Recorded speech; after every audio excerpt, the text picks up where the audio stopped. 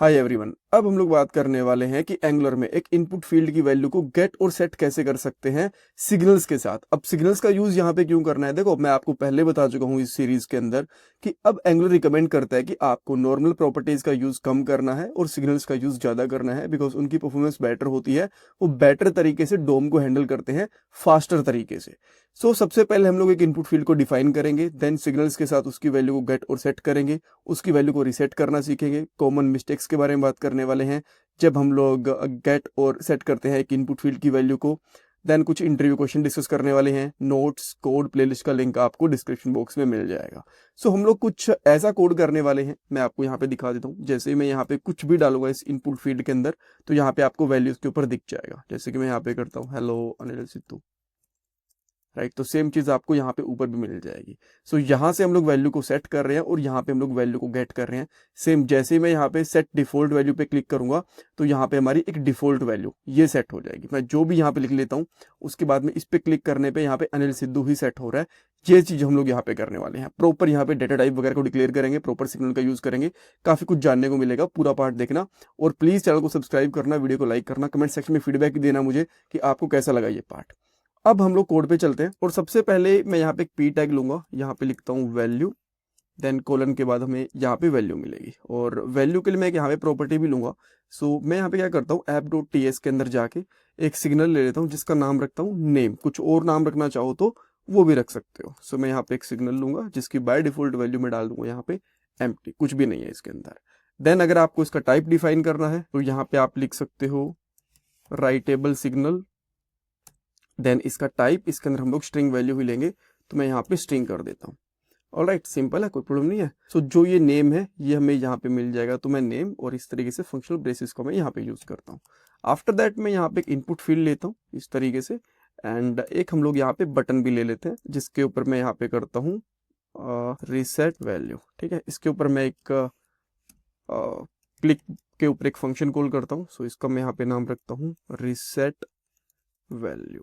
ठीक है, इस फंक्शन का नाम हम लोगों ने यहाँ पे लिख दिया। अब मैं यहाँ पे आके सबसे पहले इसकी वैल्यू को रिसेट ही कर लेता हूँ। रिसेट वैल्यू, देन यहाँ पे हम लोग लिखेंगे this dot name dot set और यहाँ पे डाल देता हूँ अनिल सिद्धू। ऑलराइट, ये करने के बाद आपको एक चीज और करनी है। अगर आपको इसकी वैल्यू गेट और सेट करना है, जो हमारे पास यहाँ पे वैल्यू फील्ड होती है ना इस तरीके से, इसको आपको बाइंड करना है। बाइंड करने के लिए मैं आपको पहले बता चुका हूँ कि हम लोग को इस तरीके से स्क्वायर ब्रेसेस लगानी होती है, एंड स्क्वायर ब्रेसेस में हम लोग यहाँ पे डाल देंगे नेम इस तरीके से।